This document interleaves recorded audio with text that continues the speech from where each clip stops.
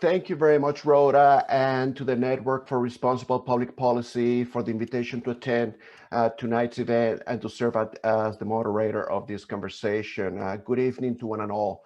The United States is indeed a country of immigrants, but more fully, we are a country of settlers. The native or autochthonous populations, those settlers displaced or ultimately subjugated through territorial expansion or acquisition. Immigrants, yes, as well as persons brought into this land involuntarily. Who is admitted, who is prevented from arriving, who is allowed to remain, and who is ultimately incorporated into the body politics of the United States have been subjects of intense debate since the founding of the Republic, ebbing and flowing in prominence and relevance in the political discourse in this country over scores of years. Immigration and attendant issues of the makeup of American society have intensified over the past 40 years in the wake of the 1965 Immigration and Nationality Act. And I must say that witnessing the present debates and looking back to a century ago, it gives me a sense of deja vu, even if the details may have shifted somewhat. But we're also witnessing population movements across political borders, not simply in North America, but also in Europe, the Middle East, throughout Africa, and East and Southeast Asia. And immigration, therefore, has become a global phenomenon of massive proportions and grave political consequence. I thank the Network for Responsible Public Policy for organizing this event, Immigration, Myths, Realities, and the Future, and for its interest in promoting policies and reforms that work for both human and the national interests. The network is correct in indicating that such a goal requires an understanding of what is occurring with our current immigration challenges, and we certainly have a group of esteemed and eminent scholars that can help us all elucidate the intricacies of this issue and its present conditions, and what may come, at least in the short and medium terms. With us this evening are Dr. Stephen Hubbard, Jennifer Hunt, and Douglas Massey. They will each make a brief presentation, after which the four of us will engage in a conversation that will expand on the presentations made, and we will then open the discussion to the audience as we field questions posed to the presenters. So please submit your questions using the Q&A function that you will find at the bottom of your Zoom screen. We begin this evening's programs with Dr. Stephen Hubbard, who is a data scientist at the New American Economy, where he conducts research and data visualization projects related to how immigration impacts our economy.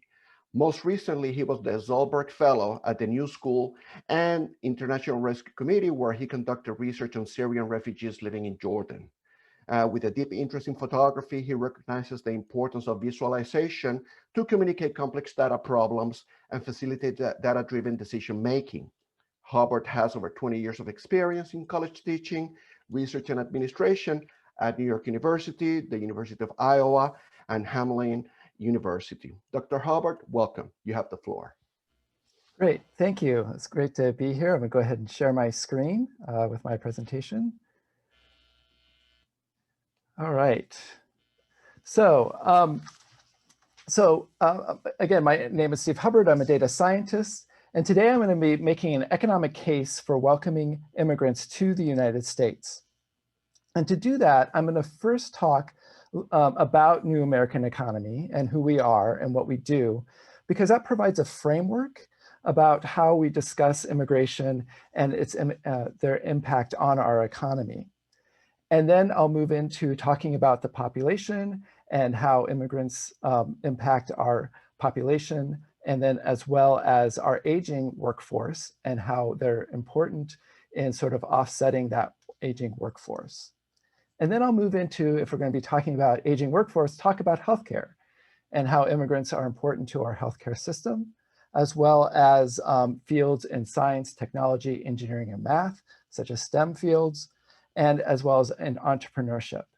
And then finally, at the end, I'm going to have some tools for you to provide for you to go and look at your own local areas, your states, county, metropolitan areas, to gather more information about immigrants in the United States. So who is New American Economy? We are a bipartisan research organization an advocacy organization fighting to change the narrative about immigrants in America. And I do want to stress that we are bipartisan. We have Republicans, Democrats, Independents on our boards, and we work with different mayors, governors from all different types of political parties to look at this and to try to change that narrative. Essentially, immigration has been a base issue, an issue that each side uses to gin up their base to win elections. On the left, the conversation is almost all about human rights and families, while on the right, it's almost all about law and order, national security, and terrorism. Both of these are important conversations to have, but they're not the whole picture. And an immigration debate that is far left versus far right doesn't lead to meaningful change. And that's what we're trying to do, is promote some sort of meaningful change within the United States. I'm sure you see this in your own community, a community that's vibrant and diverse, full of immigrant talent. There are also real challenges as well, but the situation you see on the ground doesn't really match the rhetoric you hear at the national level. It's more complicated than a debate about a wall or building a wall versus abolishing ICE. There's much more involved. So despite the fact that despite all this, the one thing that everyone agrees, and I think you would do too, is that our immigration system is broken. We've made almost zero progress in fixing it in the past 50 years. And that's why New American Economy was formed. Our theory of change is that the humanitarian case only works when on one side of the debate, while on the other side, only law and order works on that other side. We need arguments that could work with both. So we decided to start with an economic case, and that's what I'm going to be talking about today. For instance, in New York City, where I live, almost half of our businesses are founded by immigrants. The city thrives because of immigrants. It's central to our economic and not to mention our cultural success. Therefore, NAE was founded in 2010. Well, Michael Mayor Bloomberg was mayor in New York City in the mayor's office as a bipartisan coalition of 500 mayors and business leaders, both Republican, Independent, and Democrats, to form a coalition and to approach immigration as an important in our country, in our ability to grow and compete globally, and who want to talk about immigration in a different way.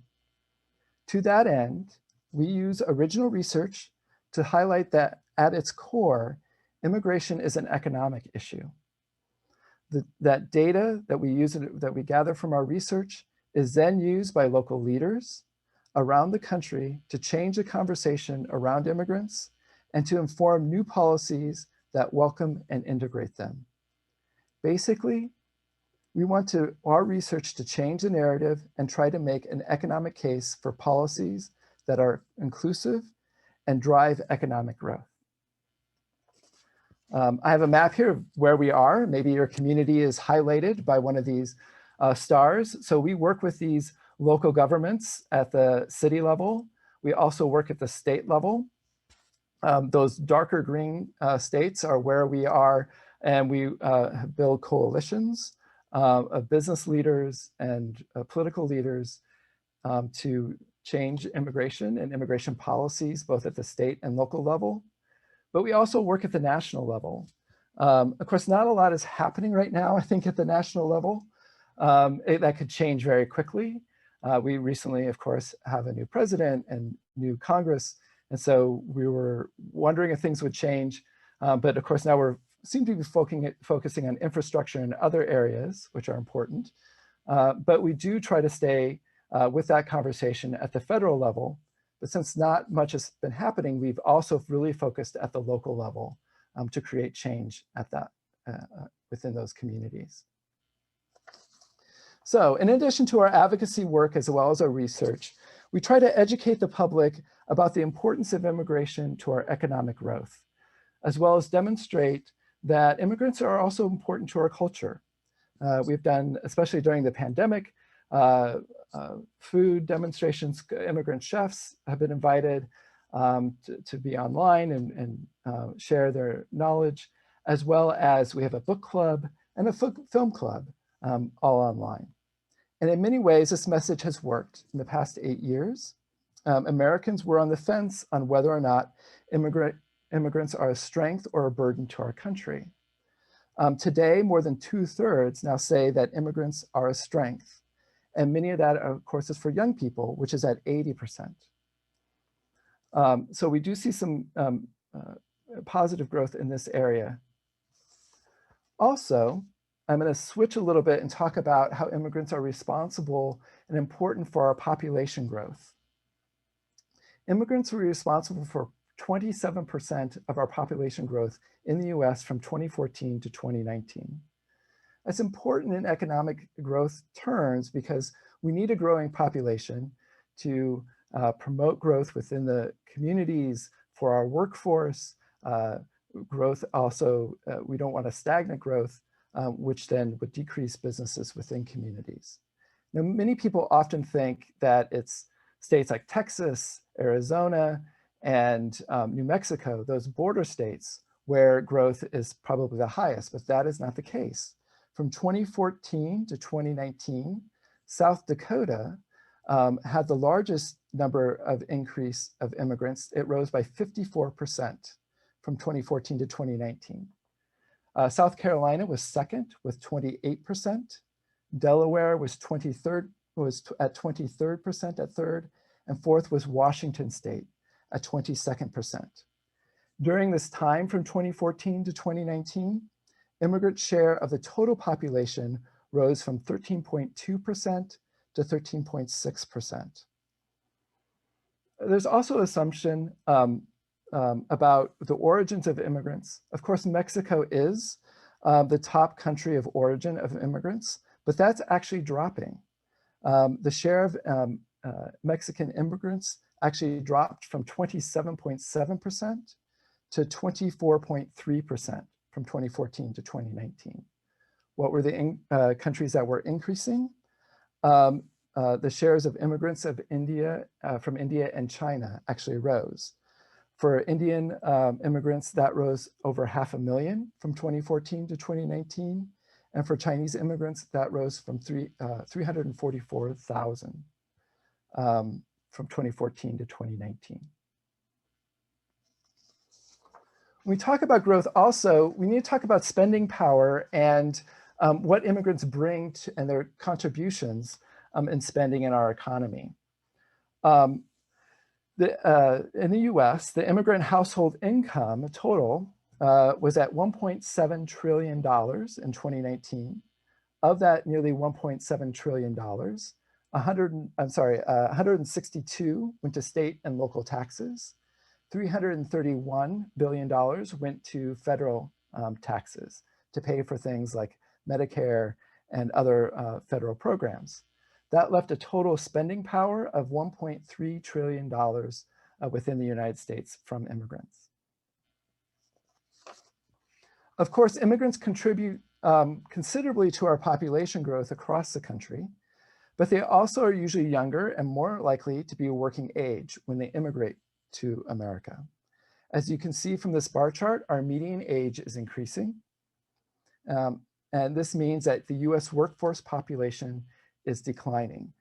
The birth rates of younger generations are at record low, while baby boomers are going into retirement and aging. This means that our labor supply is dwindling, and the contributions that workers make to important federal programs like Social Security and Medicare are also decreasing. So you can see, as an aging workforce, it's important to also bring in immigrants who are typically younger to offset some of that. In this chart, you see, for instance, nearly 80% of the foreign-born population are of working age. For the US population, for the US-born population, 62% of the population are working age. For successful economic development, it's important to have a population that's within that working age category from 16 to 65 to attract business and entrepreneurship to the region. Also, when we talk about an aging workforce, we also need to talk about healthcare. Our aging population also means that the need for healthcare professionals will also dramatically increase. As you see from this infographic, by 2025, America will face a shortage of 46 to 90,000 doctors.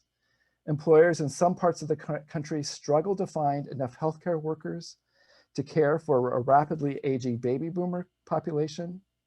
One NAE study, for instance, found that 135 counties in the United States, often rural ones with high healthcare needs, lack even a single physician.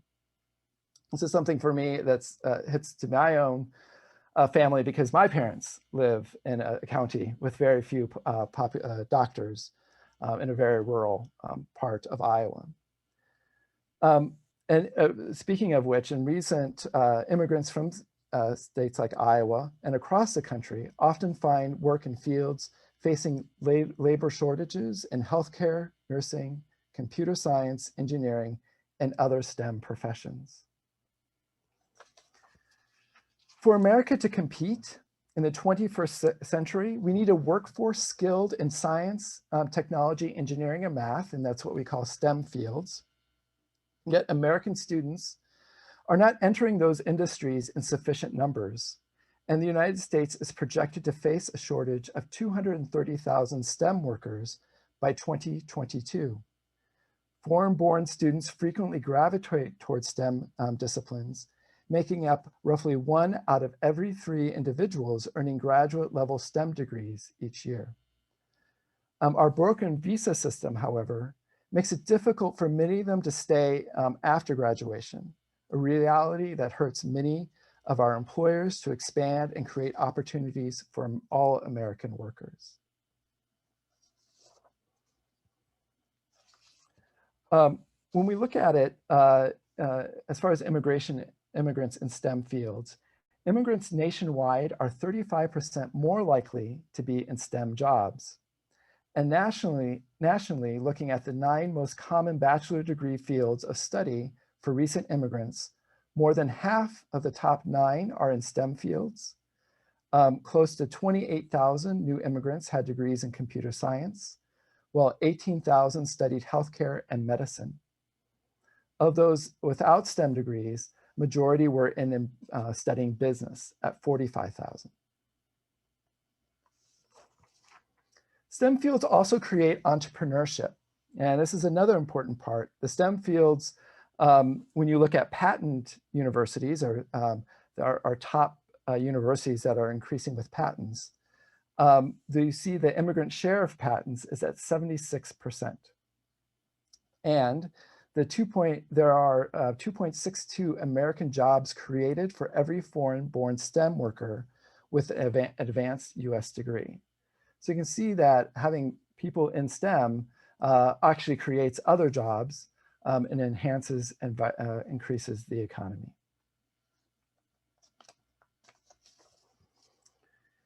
When we talk about entrepreneurs, we also need to talk about how entrepreneurs create those jobs. Startups are responsible for all net job growth within the US economy. Firms owned by new Americans provide millions of jobs for US workers and generate billions of dollars in annual income. 1 in 5 entrepreneurs are immigrants, which is a total of 3.2 million total. Also, immigrant entrepreneurs employ 8 million Americans and generate $1.3 trillion in sales. With new business formation slowing in the United States, immigrant entrepreneurs make an important impact in many parts of the country. One of the recent studies, and this just came out today, we know that nearly 44 to 45% of Fortune 500 companies were either founded by immigrants or they're children of immigrants. And so that's a recent study that we look at. But of course, that's nationally, and these are large, of course, companies that we look at.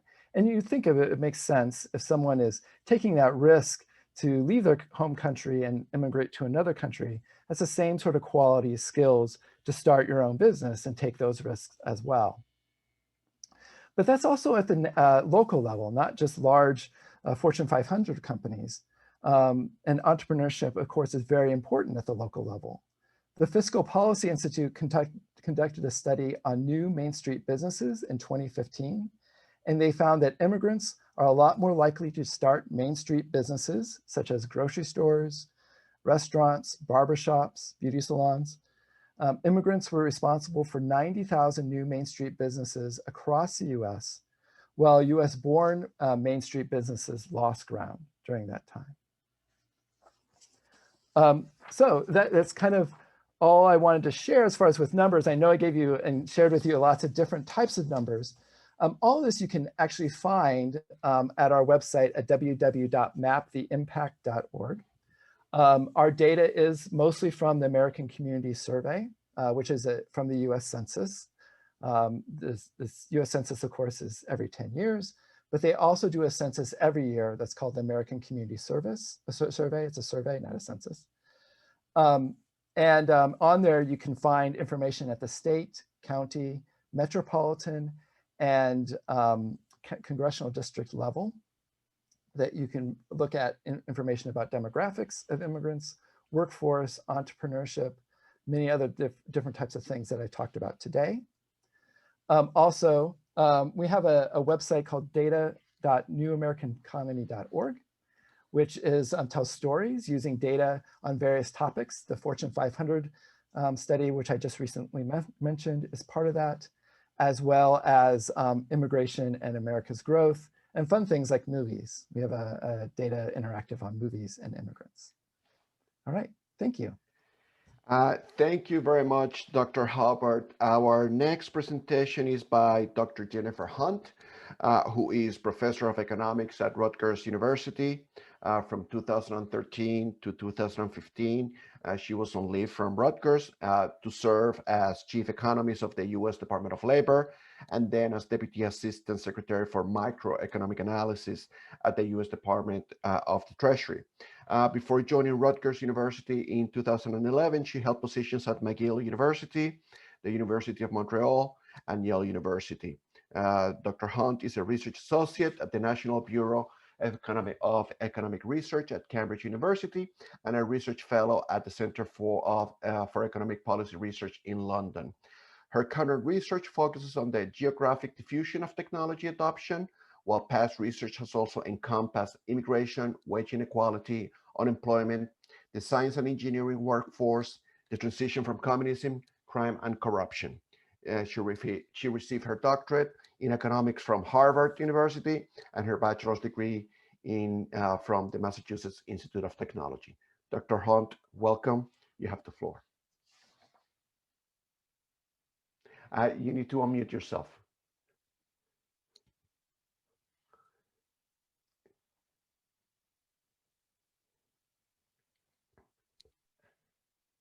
Thank you very much. It's a real pleasure to be here. And I think that my presentation will answer the question that's already in the Q&A. And what I'm going to talk about is the impact of immigration on the economy. But I'm going to start off by putting immigration to the US in a larger perspective, starting just with the time series, what's happening over time. So here from 1850 to 2011. So if you look at the blue line, and the scale for the blue line is actually the right graph, so millions of people. This blue line is just the number of immigrants to the US since 1850. And you can see that that started really increasing from these are actually from the census. So the census in 1970, which follows reform, liberalizing immigration in 1965. So the absolute numbers, almost needless to say, are at the highest level ever. From the point of view, though, of the of Americans, really what's more relevant is immigrants as a share of the population. And that's what this left axis and the orange line is. And so there you can see this big decline after restrictions on immigration were introduced in the 19-teens. And then again, the turnaround after the 1965 reform, which has brought us actually back to the same level as these historic 19th century and up through 1910 levels. So do those numbers mean that the US is a high immigration country? I want to put this in international perspective now and tell you that no, actually, viewed from the perspective of Americans, the US is not in fact a high immigration country. So the comparison group here is all the countries that belong to the Organization of Economic Cooperation and Development, which is basically a club of rich countries. And I'm plotting for 2019 foreign-born, and I'll normally call those immigrants interchangeably, by the way, as a share of the population. The red is actually not the US, this is the average for the OECD, and you'll see that the US is actually right next to it, 2 bars to the left. The US is an average immigration country when scaled by the size of the population. And so you can see that well, Luxembourg always leads the pack. That's a little bit misleading because Luxembourg is basically a city, and in some of these other countries you would have cities with this fraction as well. But going to non-city states, you see Switzerland, Australia, New Zealand that are up towards 30% of the population being foreign-born compared to 14% for the US, so double actually the US rate. On the other hand, looked at in another way, yes, the US is a high immigration country because it's big. So here's the absolute number of immigrants in the US in 2019, 44 million. That's equal to the next 5 countries put together.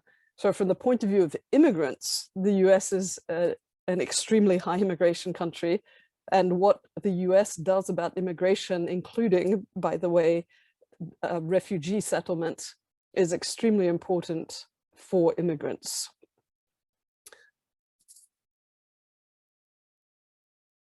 Okay, just one more thing. This is perhaps not the most important thing to tell you in international perspective, but one of them, how educated are US immigrants compared to those in other countries? This is the share that have a college degree. So it's about 1/3 in the US. In Canada, it's actually 60%. But although I won't get into this, I would urge you not to view this as the only thing that matters. In fact, Canada's college-educated immigrants earn about the same as high school native-born workers, whereas in the US, college-educated immigrants earn similarly to native-born college-educated immigrants. So this is to give you a bit of perspective before I go now into first the theory of what should happen to the economy when there's immigration, and then empirical evidence. But one more preliminary thing, what actually is the point of immigration? Because to assess the results, you need also to think about that. So perhaps there's actually no point. Perhaps the immigration is simply a basic freedom, and nothing else really matters. So that's one possibility. Another possibility is that the point of immigration is actually more about asylum seekers and refugees, and the point is to give refuge to people fleeing non-economic issues. And for example, historically, Switzerland viewed itself in that way, not more recently, but historically. Should refuge include refuge from violence? That's something that's being redebated in the US. That's not actually in the International Convention on Refugees. Should it include a refuge from poverty?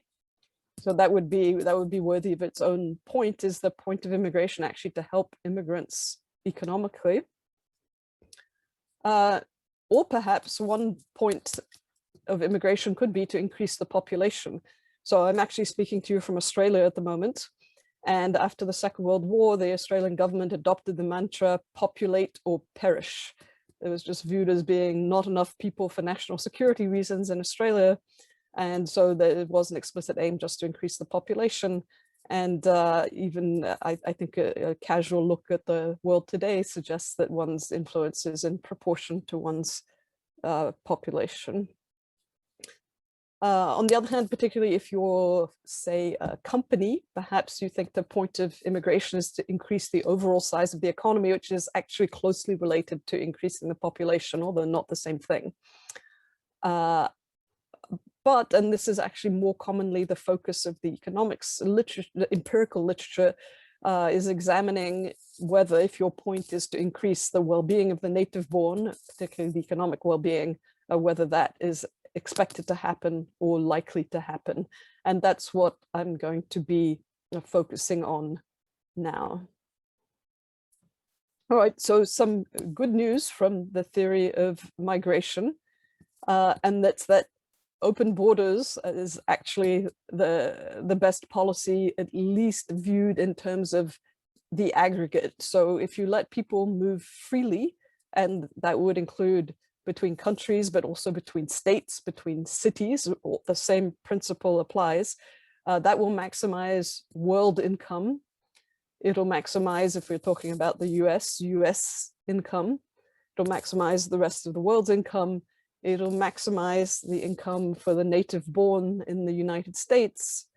And so if you're only interested in totals and not in the distribution, you're sort of finished with the theory. So is there a catch? I can sense without seeing you that some people may be a little skeptical. So is there a catch there? So there's a few catches that's involved in that simple model, even if you're interested only in the total.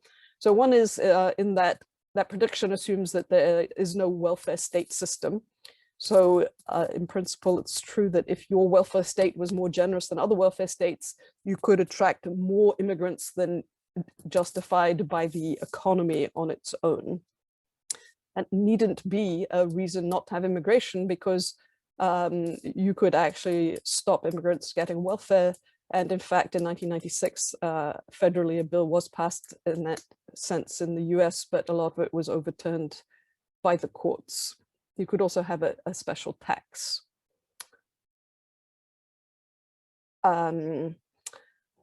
Now, it also assumes some things about the competence of the government. So in this simple model, there isn't anything like infrastructure, for example.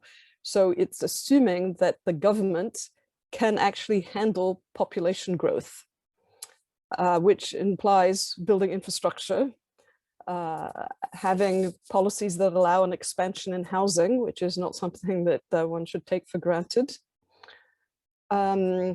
And so that potentially might not happen. But then the catch that I'm going to talk more about now is that there are winners and losers from migration. I will emphasize, though, that's true for any policy. When I was in government, I noticed that there's a widespread desire for policies that make some people better off and make no one worse off, but there are very few such policies. So let's just think about the theory a bit and the immigration of people who are similar to natives, by which I mean similarly skilled, by which I include education, experience, and so forth. You can think about that as being very similar to the effect of increased fertility, except that having a baby only influences the labor market, in any case, with somewhat of a lag rather than immediately. So what happens when you have an extra person, whatever the source of that person? Yes, there are more people, which means there are more people competing in the labor market, but they're not actually competing for the same number of jobs. Why not? Because firms anticipate having more customers because there are more people. So they install more capital and they hire more workers. Which means that these workers are paying tax revenue rises. Again, in the ideal case, the government then uses that additional tax revenue to build more schools, hospitals, roads, and so forth.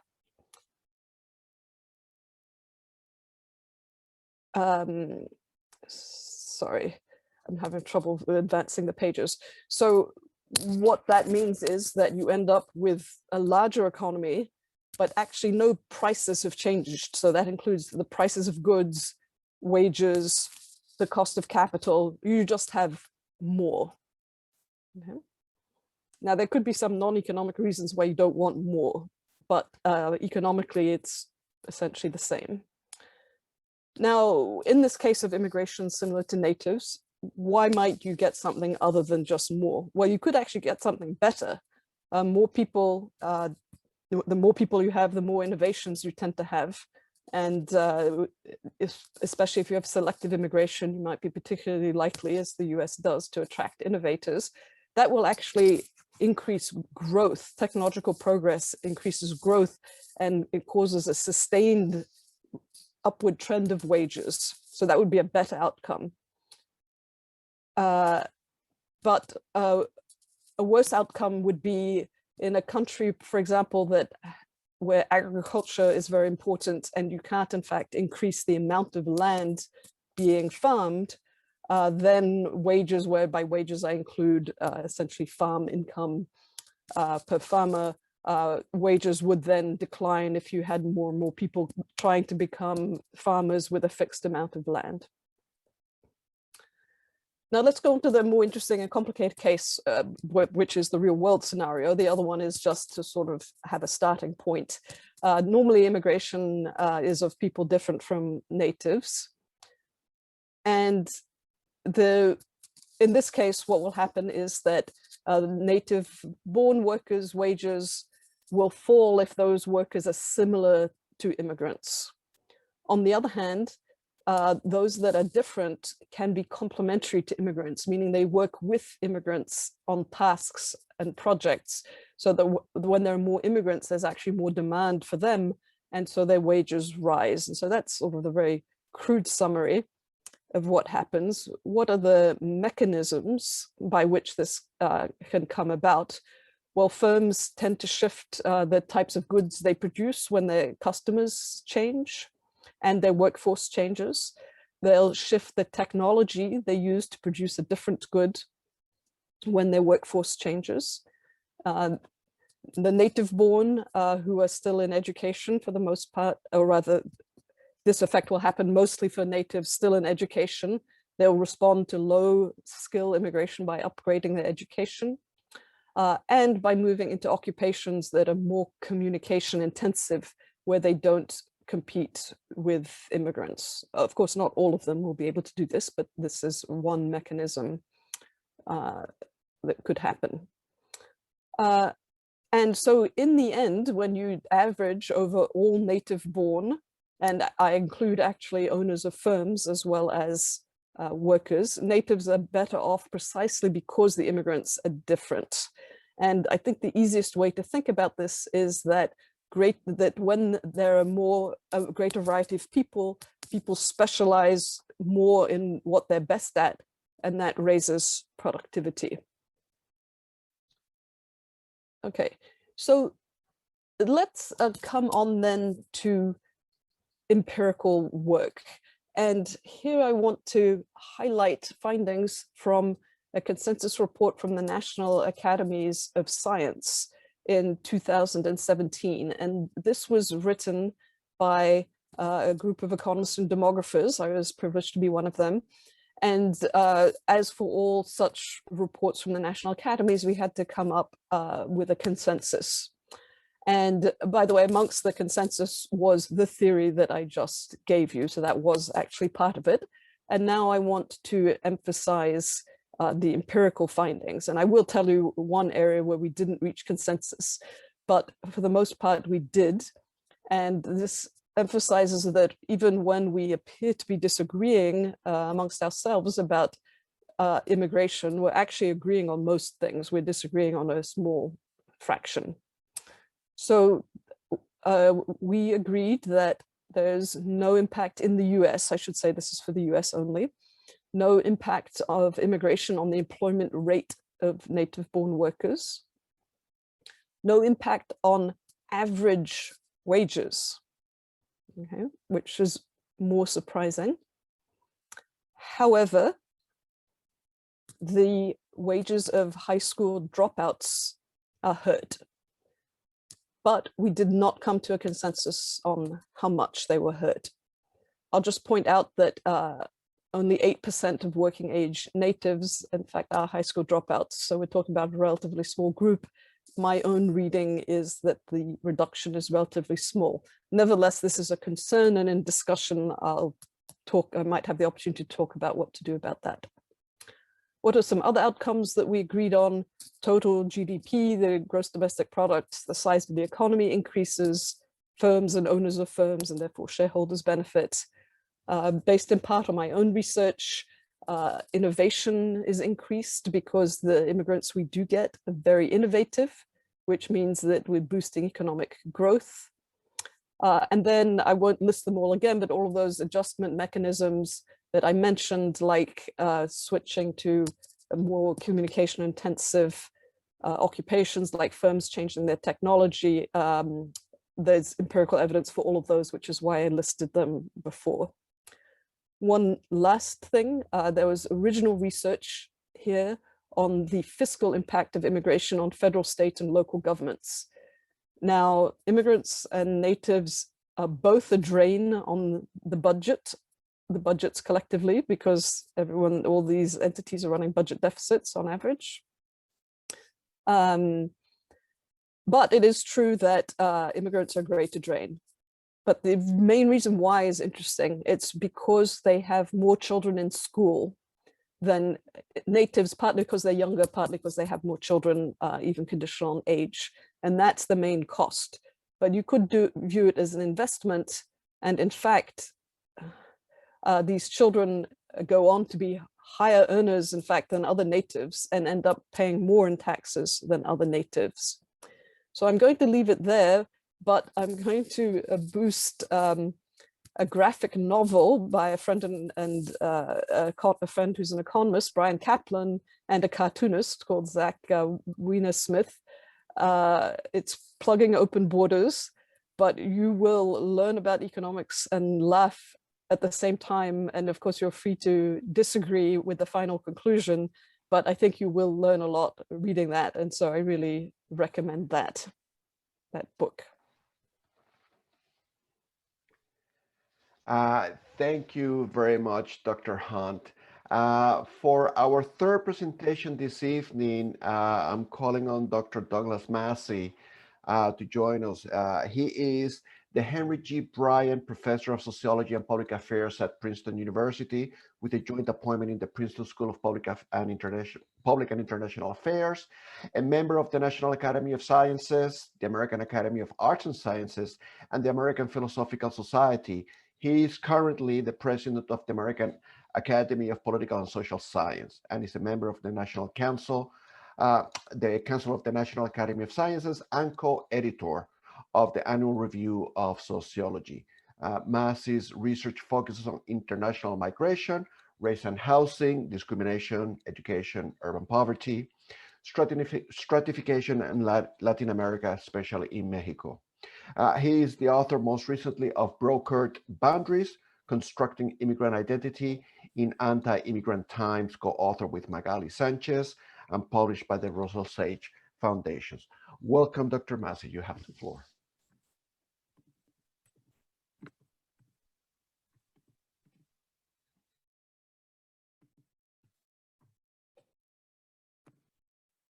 Thank you.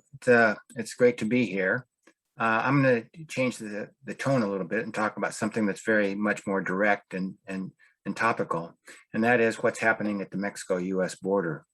A lot of discussion around immigration focuses on the border as a prominent symbol. And the border is probably one of the most misunderstood pieces of real estate anywhere in the country today. The first thing we need to know is that probability that illegal migration in the United States has dropped to record low levels from Mexico. What we have here is data from the Mexican Migration Project, which is a large data gathering project I've been running in Mexico for the past 40 years, since about 1982. And from the survey data we collect with complete life histories of people, we're able to calculate the probability of taking a first trip to the United States. So you can see that the probability began to rise in 1965, And that was because the 1965 Immigration Act, contrary to what a lot of people believe, actually cut down on opportunities for legal immigration from countries in the Western Hemisphere and canceled a longstanding guest worker program. And that led to the rise of undocumented migration. That peaks around 1979, 1980, fluctuates with various economic conditions.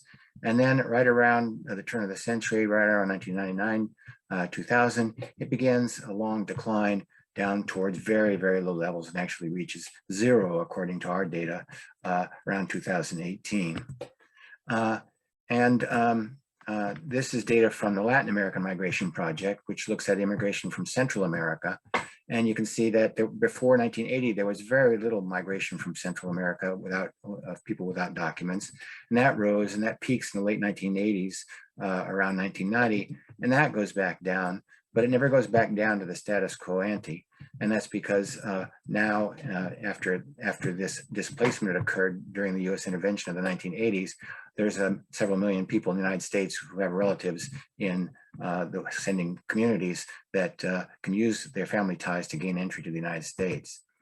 Now, this is data from the US government. What I gave you was from the Mexican Migration Project, which I've been running to collect my own data, but this is US data from the Department of Homeland Security.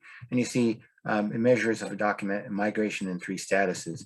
Documented migration is blue, and it runs, increases. There's a little boom here during the legalization program of the late 1980s, and then it's back down into a level just below 200,000 a year from Mexico. The red line is undocumented migration, and that's measured as the number of border apprehensions divided by the number of Border Patrol officers looking for them.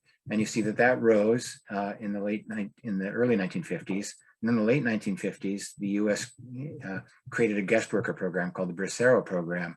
And that basically took care of the illegal migration. And during the late 50s until 1965, illegal migration was very low. Then the new immigration restrictions come into effect, and just like in the data that I showed you from my study, you find an increase in undocumented migration that fluctuates, and then comes down to very low levels after 2000, after the year 2000, very low by 2020. So basically, what's happened is that between 2008 and 2018, Mexicans stopped migrating to the United States without authorization, and the number of people entering the United States without authorization from Mexico was smaller than the number of people leaving, and the net inflow went negative, and the number of undocumented Mexicans in the United States fell in absolute terms. So this is showing apprehensions along the Mexico-US border, which rose to a peak right around 2000 of about 1.6 million. And then after the Great Recession hit, it went down to very, very low levels. And it's remained at very low levels until very, very recently. And what you see is that non-Mexicans, who are always there at some level, have risen most recently, and now in 2018 and 2019 came to predominate among the people being caught at the border. So what had been this huge flow of Mexican workers coming into the United States, usually to take jobs, has been replaced by a much smaller inflow of non-Mexicans who are not coming to take jobs, but to seek refuge. And here you can see exactly who's coming. This is the percentage of apprehensions of people from different nationalities. Back in the year 2007, when we start getting the national origins from apprehensions data, 93% of the border apprehensions were Mexicans, and then that falls, bounces back up and continues to fall down. In 2019, reaches an all-time record low level since the beginning of border statistics starting in 1924. Only 19.5% of the people caught trying to cross the United States in 2019 were from Mexico, and what replaced them was Central Americans. And the Central Americans basically come from what's called the Northern Triangle region, which is El Salvador, Guatemala, and Honduras.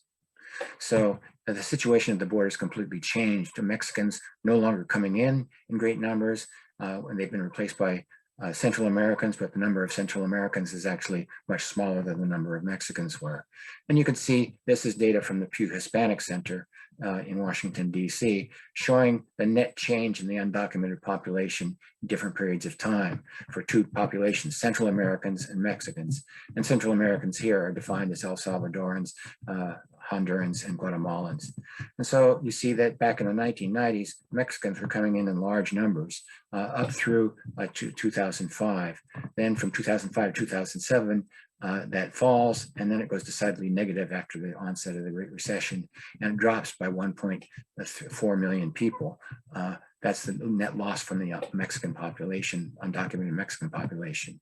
And what you see is that there were always Central Americans there. In fact, they were in larger numbers in the late 90s and early 2000s. But what happened most recently to create the appearance of a new crisis at the border is that the Mexicans disappeared and the Central Americans were the only ones left and got all the attention. Why Central Americans? Well, the short answer is it comes from the US intervention in the Cold War in the 1980s. Prior to 1980, there was virtually no illegal immigration from Central America to the United States. And then the US intervened to depose the Sandinistas with a military and political intervention that unleashed waves of violence in El Salvador, Guatemala, Honduras, and Nicaragua. And that displaced lots of people. And people fled, and many of them came to the United States. So you see there's a boom in people coming to the United States, and then the peace process happens, and it goes back down. But as with the data that I collected from the Latin American Migration Project, it doesn't go back down to the status quo ante. And these are the nations that were involved in the US intervention, and these are the nations in Central America that were not involved: Panama, Costa Rica, I forget the name of it. And the other thing that happened was that when the US intervened and unleashed the wave of violence, it really destroyed the economy. So these are the frontline nations of El Salvador, Guatemala, Honduras, and Nicaragua. You can see that GDP per capita fell in absolute terms. These are real dollars. So it drops substantially for almost a decade, for more than a decade. And then it starts to come back, but at a very slow pace. And it doesn't even reach its pre-Sandinista level until 2011. And it opens up a huge gap between the frontline nations and the nations that were not involved in the US intervention, and that economic, and so it's permanently degraded, caused a permanent degradation of the economy. And it also inculcated permanent violence into the Northern Triangle countries. This is the homicide rate, big gap between the homicide rate and the Costa Rica and Panama as comparisons. And this also had to do with the US deportation regime. So prior to 1996, the United States didn't deport very many people. Then in 1996, the Anti-Terrorism and Effective Death Penalty Act passes. And then in the wake of the terrorist attack of 9/11, the US Patriot Act passes. And these two acts dramatically increase the number of deportations from within the United States. Both of these deportation efforts were launched in the name of the war on terror. But we didn't deport very many terrorists. The people we ended up deporting were Latinos from the United States. So this is the top 10 deportation countries. As you can see, they're all from the Americas and all from Latin America with the exception of Jamaica. So basically, Arab terrorists from Kuwait and Saudi Arabia drove planes into the towers on 9/11 and to show Al-Qaeda how tough we are, we deport our Latinos. And this deportation regime had consequences. So this is the cumulative number of deportation from the frontline states of El Salvador, Guatemala, and Honduras. And you can see that there were very few deportations of people until the 1990s. And then it cumulative increased dramatically. And what happened was this increased the number of Guatemalans, Hondurans, and El Salvadorans that were being deported. And the other thing that happened in the 1990s was the steady criminalization of parts of the immigration system, turning what had been civil crimes, civil infractions, or misdemeanors into more serious crimes. And so more people were swept up in the deportation regime and got deported back into Central America. So this is the cumulative number of criminal deportations back into Central America. And I'm sure that most of you have heard of the gang Mara Salvatrucha, MS-13, which has a foothold in Central America, in El Salvador, Guatemala, and Honduras. But Mara Salvatrucha was actually founded in Los Angeles in the 1980s among Salvadorans who had been displaced by the violence coming out of the US intervention, moved to Los Angeles, where they had a very difficult time fitting into the LA economy because Mexicans were so dominant. Mexicans had all the organizations, had the jobs, had the connections, had the social networks. And young men particularly had a rough time getting into either school or the labor force and ended up on the streets, where they preyed upon by gangs, mainly black gangs like the Bloods and the Crips, and they formed their own gang in self-defense. And then when the deportation campaigns got going in the name of the war on terror, they got deported, and that basically exported the gangs back to Central America. And so now people are fleeing Central America, coming to the United States not for jobs, but for refuge. And you can see the difference in the character of people fleeing. So this is the number, these are people apprehended from October of 2016 to September of 2019. And you can see that historically, most of the people migrating were single adults. That's typical. That was the overwhelming number of people from Mexico that were migrating. And there were very few family units and very few minors. And then what happened in the boom in the surge during fiscal year 19 is there was a huge surge in people traveling in family units and a smaller but significant surge of unaccompanied minors. And family units for the first time along the border outnumbered the single adults coming in. And you can see this looking at the composition by year of single adults, unaccompanied minors, and family units. The surge that peaks in May and June of 2019 to give us a very different set of circumstances at the border. And you can see who's contributing to this. So among family units, there are very, very few Mexicans. There are from Honduras, from Guatemala, from El Salvador. Among unaccompanied minors, there are very few from Mexico. They're from El Salvador, Guatemala, and Honduras. Only about a fifth are from Mexico. And only among single migrants do you even get a plurality of Mexicans. And so the composition, the nature of migration and the people coming to the United States along the border has changed quite dramatically. And these migrants are coming from Central America. And like I said, they're coming in family groups, they're coming with women, coming with children, and they're seeking to escape pretty horrendous conditions that really trace back to the US intervention in the 1980s. And they are not seeking jobs, they're seeking refuge. What they seek to do is go to a border crossing, a port of entry to the United States, and claim asylum and ask for asylum, and which they are entitled to do under US law. Under US law, they're supposed to have their asylum claims taken, brought into the country, and have their claims adjudicated by trained people to adjudicate their asylum claims. But over the last several administrations, and particularly under the Trump administration, we were not honoring our own laws, and we're turning these people back at the border. And they would be thrown back across into camps in Mexico. And after wasting away in camps in Mexico, they get frustrated and they decide to cross the border without authorization, and then they end up in the apprehension statistics. And when they cross the border, unlike Mexican workers, they're not looking to escape the immigration authorities. They're looking to turn themselves in and claim what's called defensive asylum to prevent their deportation. And so that's why the apprehension statistics grew so much in that short period of time, because the US was no longer processing asylum claims. And the number of people ending up in the asylum system rose to record levels. Now, the problem is they're in an immigration detention system that was built to process Mexican workers very quickly.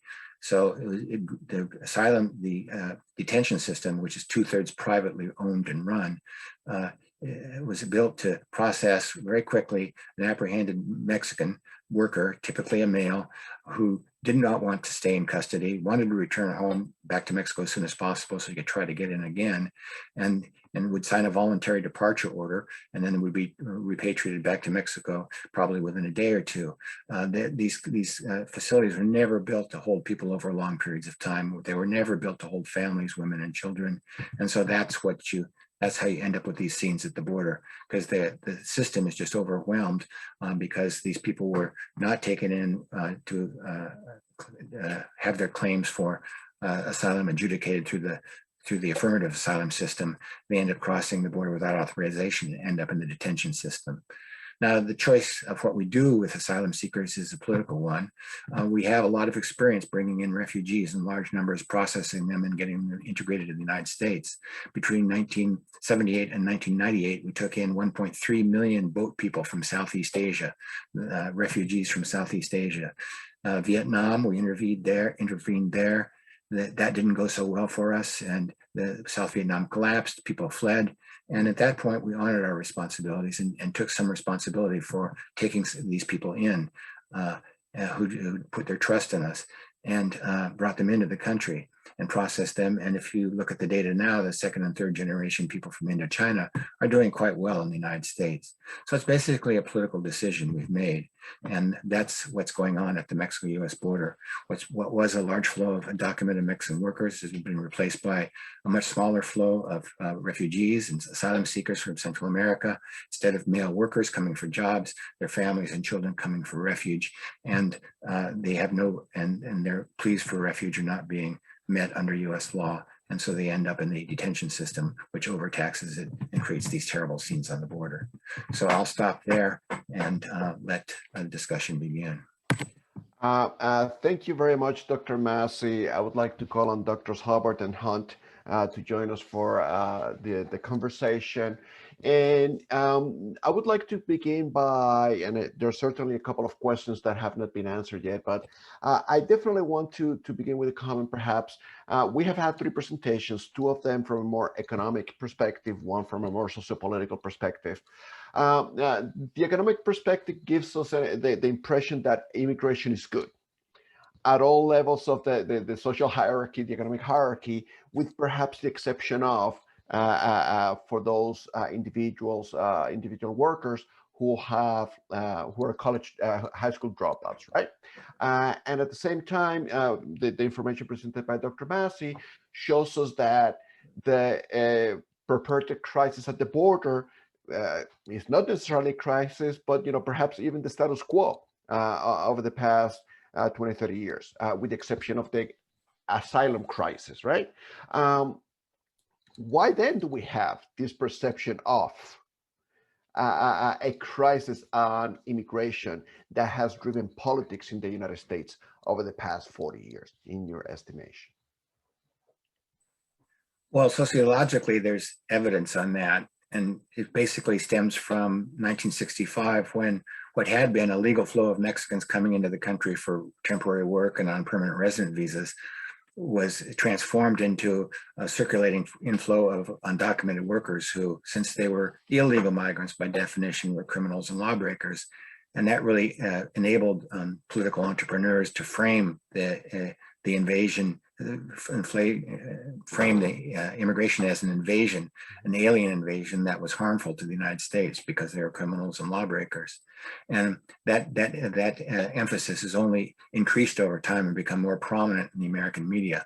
And it reached really a crest during the Trump administration. And Mr. Trump, of course, launched his campaign with a bold statement that Mexicans are criminals and rapists, and so are other immigrants from Latin America. And of course, the data show that immigrants commit crimes at much lower rates than natives, and that they're not a major source of crime in the United States. And that on the U.S. side of the border, those communities, like in El Paso, Texas, have some of the lowest crime rates in the country. So the criminality of immigrants is way overblown. It's not accurate. And that contributes to a misfocused dialogue. Dr. Hunt, Dr. Hubbard? Yeah, I would kind of continue to say, and kind of what I started with in the beginning, sort of that politically, I think we've made this hot button issue to bring out the base for elections and on both sides. And I see that as one of the reasons in that why we talk about at New American Economy, of course, the economic perspective of why I started with that in describing what we do. When we talk at the local level and with leaders at the local level, they want to have a solution to this. They want to have, they want to be welcoming to immigrants. We've seen, we have welcoming centers in the state of Iowa, for instance, of immigrants that want to have them because they're workers that the state needs. In Utah, we've seen this. So it's been sort of I think a political base, but I think at the local level, we've seen leaders saying, hey, this is important for our economic development and our economic growth. So, Dr. Hunt? Yeah, I'll just add an international perspective that doesn't talk about the evolution of a time as Doug did, but I've been following the economics and especially political science literature on people's attitudes towards immigrants. And one thing that seems to be the case is that native-born people, this is actually not only in the US, these are international studies, they seem to be more accepting of high-skilled immigration. And that's actually the reason that I showed that graph about how highly skilled or otherwise the US immigrants were and how highly skilled the Canadian ones are. So that seems to be one reason why immigrants to Canada are so well accepted. And the other one, this is, I think, less well shown, but people seem to, native-born, like to have a feeling of control, and asylum seekers seem uncontrolled. And so this is true also in Germany, when many asylum seekers came from Syria. There's high other immigration to Germany, which doesn't seem to cause that much resentment, but people who seem out of control, unpopular. And so once these images, for reasons that Doug and Steve have talked about in the US, are highlighted of poor looking, out of control seeming people at the border, then they'll be unpopular. Mm-hmm, mm-hmm. And you, in your presentation, you make the point of, all the advantages that immigration provides, not just to the country, but specifically to the native-born, with perhaps, again, the exception of the native-born worker who may be not as educated or schooled as others. But, here, question number one, it says, it appears that the majority of the extraordinary number of undocumented people in the United States arrived as unskilled laborers, given our long-term problem in the US of flat wages since the 1970s or 1980s, and associated low percentages of labor force participation in many areas where many able people are not counted as being in the labor force. Are we not aggravating an existing bad situation by allowing the number of immigrants who are unskilled to increase? A response from any of you. Right. Well, I responded to that already in my talk. So there's no influence of immigration on average wages. So it's not to blame for what's happening to average wages. Mm-hmm. But we agree that it is to some degree a reason why the high school dropout wages have not been doing well. We disagree about exactly how much, mm-hmm. But yeah, and Dr. Massey. I was just going to say, go ahead. Oh, go ahead, Doug. Sorry. I was just going to say the people that are most affected by competition from immigrants are earlier arrived immigrants. Right, right. And I was going to say, I appreciated Jennifer's presentation on that, Dr. Hunt's presentation on that. That's really important about how it doesn't impact wages. And we often find that immigrants sort of fill those positions that are hard to fill. If you look at farm workers and things like that, we have areas of the country that are in need of farm workers, and that's an important thing to look at. We've tried to look at our national system is broken as far as immigration because we haven't really updated the laws and the policies, and we really feel that more policies directed toward where even having the governors help decide and things like that, where locally they may need more help with workers.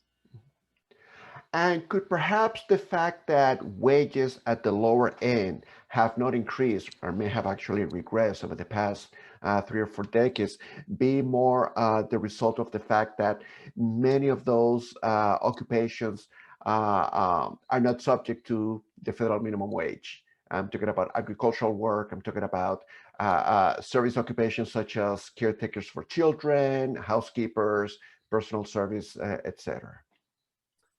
Well, over the very long run, there has been a decline in the real wage. So it jumps up and then goes down slowly occasionally. But over the long run, there's a significant decline. And over the long run, that has been a significant effect, reducing wages at the bottom, although that's not exactly the question you were asking. But over the long run, it's also covered more and more people. So I don't think that people think of non-coverage as being the big issue now. But in the last sort of 20 years, most of the decline happened sort of between the 60s and the end of the 80s. So in the more recent times, it's been a thing, the non-increase in the minimum wage has been an issue, but not the decline in the minimum wage. Yeah, domestic workers and farm workers were deliberately excluded from most of the social and labor legislation of the New Deal because of the Southern delegation to Congress, who didn't want these two job categories covered because they were mostly Black at that point. And it was during Johnson's administration that they were brought into the system. And at that point, the minimum wage itself after the 1960s began to decline. It didn't keep up with inflation. And that's the reason.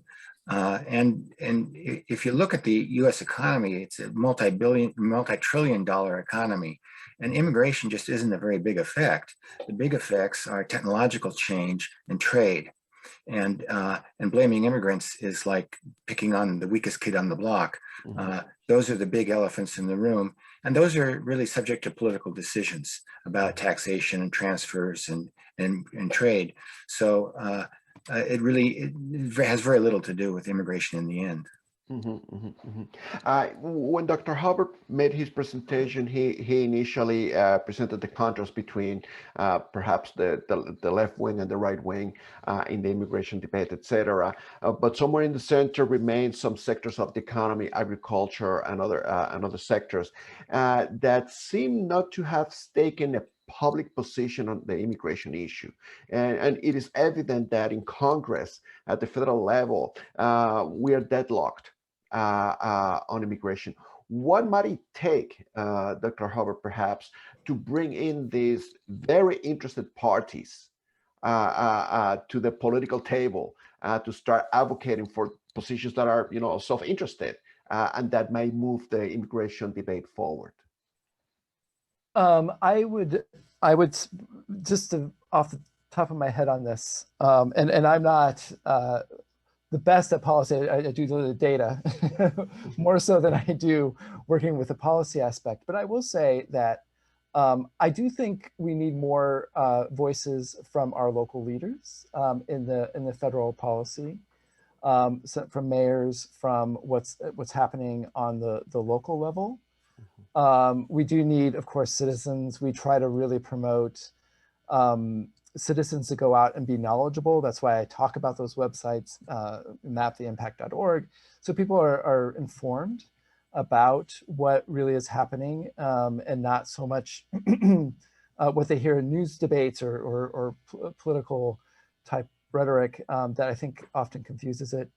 I would also say, I kind of come back to that local level of it'd be great to hear more from mayors and even governors about what's happening in the states, because when you talk to them, I think you hear about the need for workers, especially in those other sort of quote unquote red states, where maybe there is an aging population and there's decline in the workforce. Not always, but for some, they need to have workers fill to bring in more economic growth. So that's what I would have to say.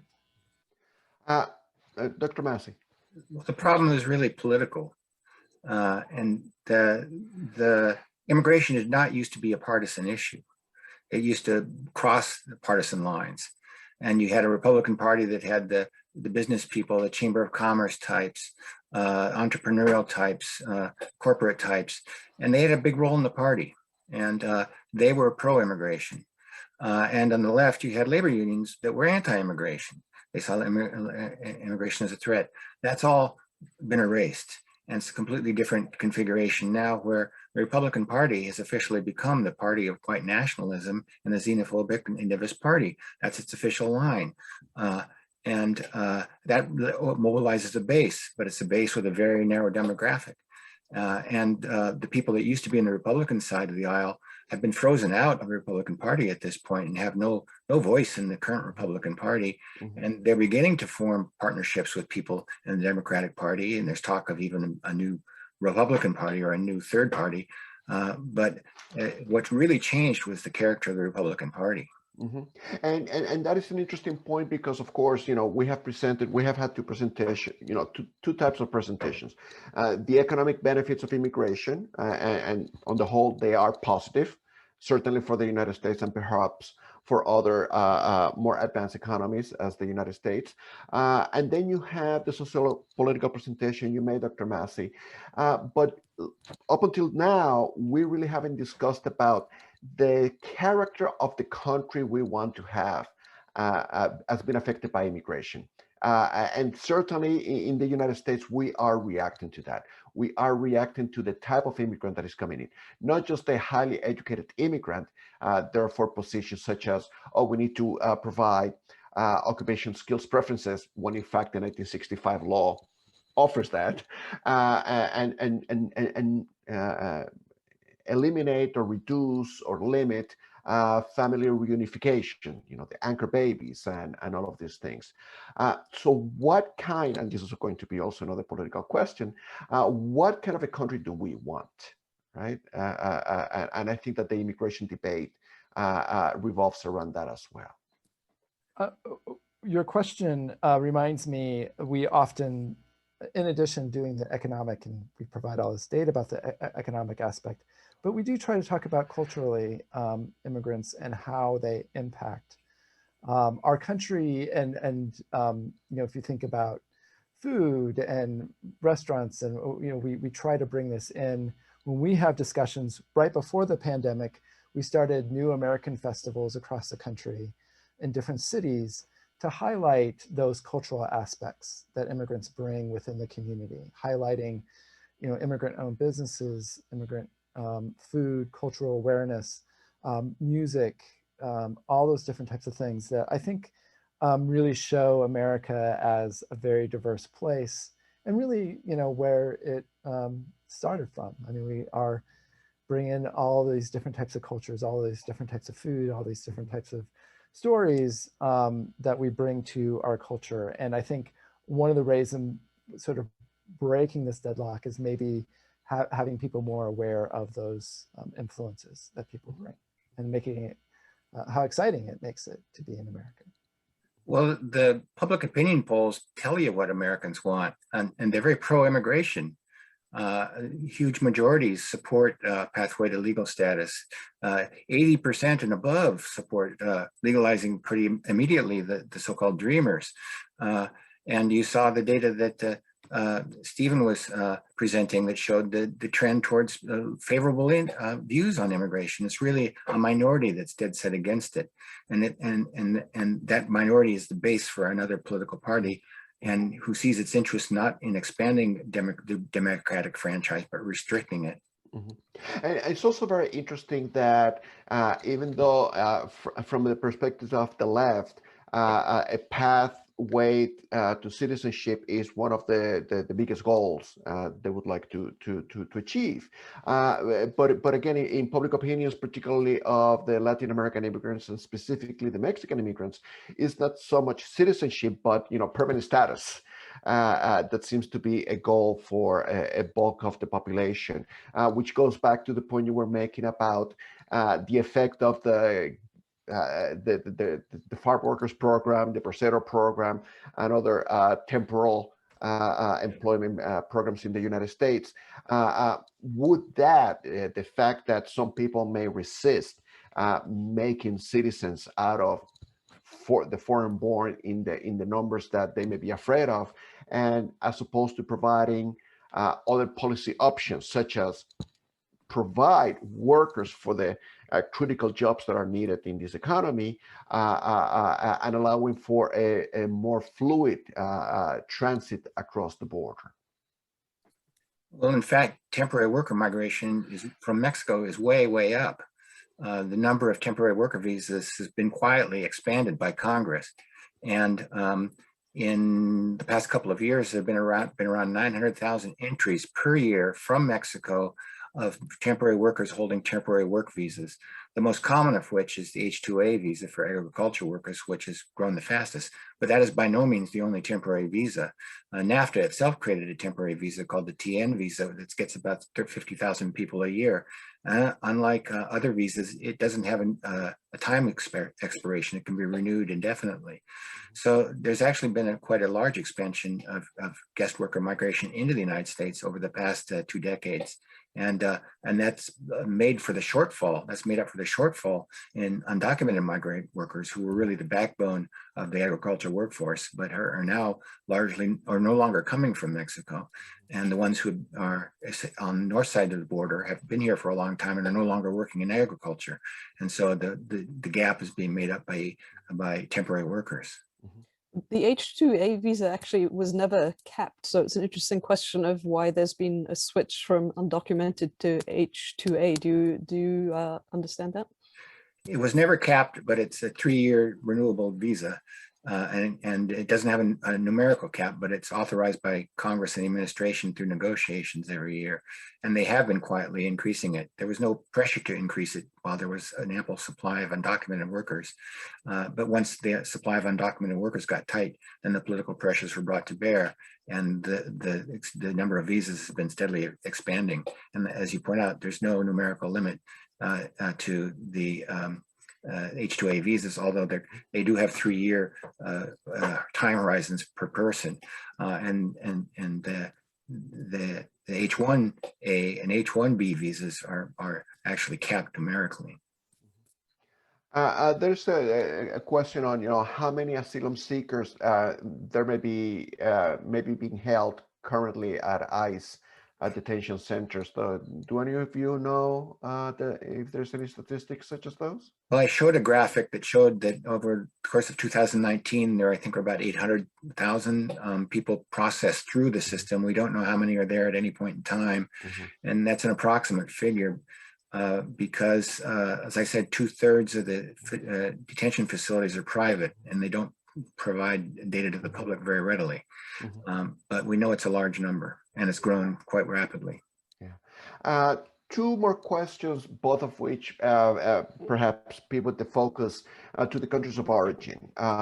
One refers perhaps to the brain drain. What effect the brain drain of either higher skill immigrants coming to the United States? What effect may that have on the countries of origin, on the sending countries? Number one. And so, yeah, let's take that question first.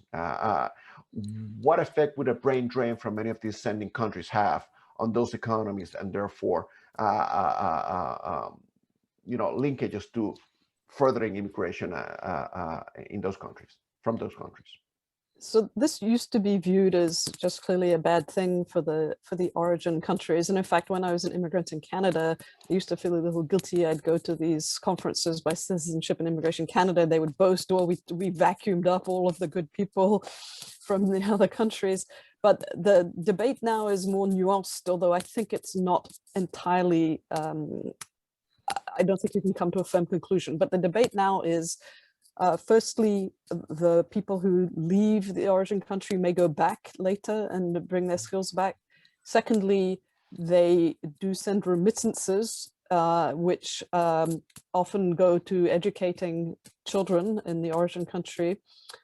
And then thirdly, and this people talk about with the Philippines especially, it creates the ability to emigrate, creates an incentive to get more education. And then not all of those people actually do emigrate. And so I think there the debate is for the Philippines. People seem to think that that's been beneficial even to stayers in the Philippines. But I did see a study from Bangladesh that suggested that the extra study that people did wasn't actually useful in Bangladesh, so that if they didn't leave Bangladesh, it wasn't actually useful. Mhm. Yeah, I think the biggest effect is the remittance streams that are generated. You have to ask what a high school graduate or even with somebody with some college degree, some college education is going to do in their home country. Maybe they can't even get a job because the economies are not open enough and flexible enough to take in too many high skilled workers. So they go abroad and they work and they generate remittances. And the remittances offset what they would have earned and paid in taxes had they stayed.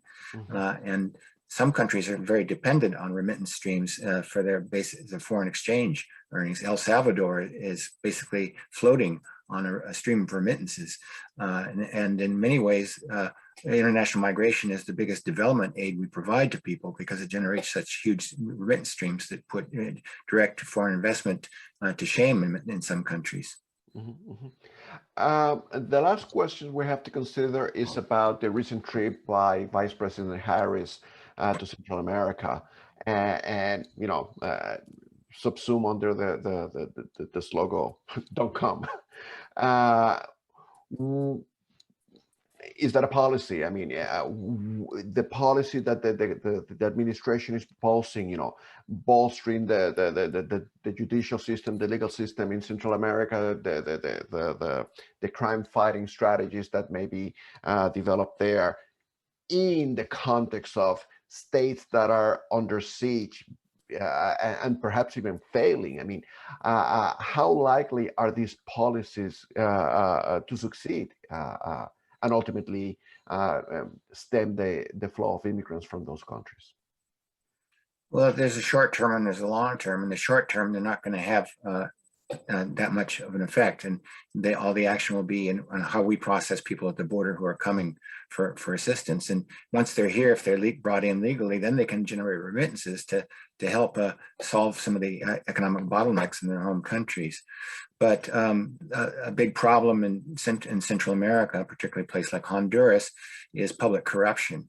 And a lot of the development dollars go into the country and they don't go very far down the scale.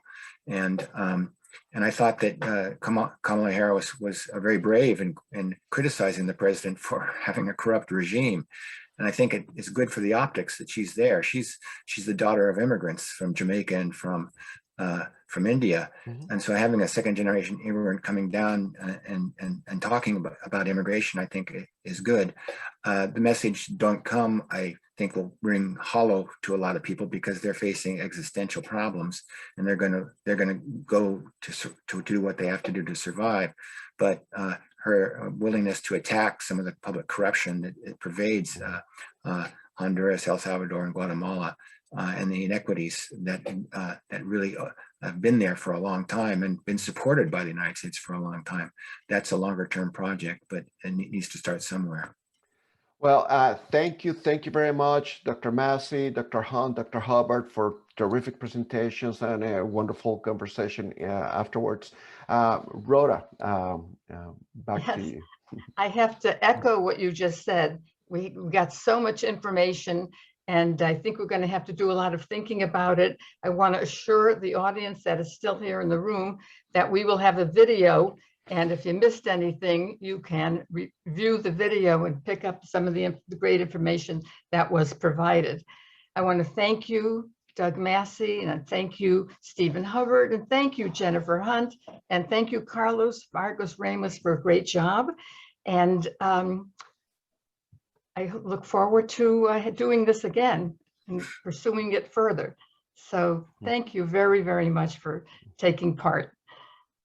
It was a pleasure. Thank you. Yeah, it was really great.